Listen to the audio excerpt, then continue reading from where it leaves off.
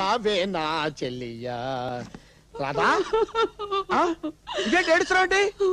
ఉప్మా చేశానండి. ఉప్మా చేస్తే ఏడు మందికి ఉప్మా చాలా బాగా కుదిరిందండి. బాగా కుదిరితే సంతోషించాలి గానీ అలా ఎక్కిళ్ళు పెట్టి ఏడుస్తావంటే వెర్రి మొహం. అతడికి ఉప్మా అంటే చాలా ఇష్టం అండి. ఎత్తగాడికి అదేనండి నా గోపికి. నీ గోపికి ఇష్టమా? విజిటింగ్ కార్డు ఇచ్చాడుగా, అడ్రస్ వెతుక్కుంటూ వెళ్ళి చక్కరేసుకొని తినిపించిరా పో. ఛీ, నేను పతివ్రతనండి. నేను ఒంటరిగా వెళ్తే అతను ఏదైనా తుండ్ర పని చేస్తాడు. అప్పుడు నేను కాదనిలేను.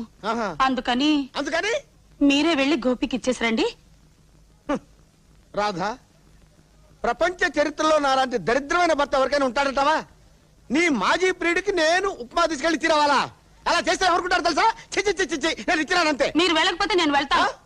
అప్పుడు నా గోపి, రాధా నీకు పెళ్ళైనా పర్వాలేదు, మనం ఎక్కడికైనా లేచిపోదాం అంటాడు. అంటాడు. అంటాడు. దానికి నువ్వేమంటావమ్మా? అప్పుడు నేను ఆవేశం పట్టలేక నేను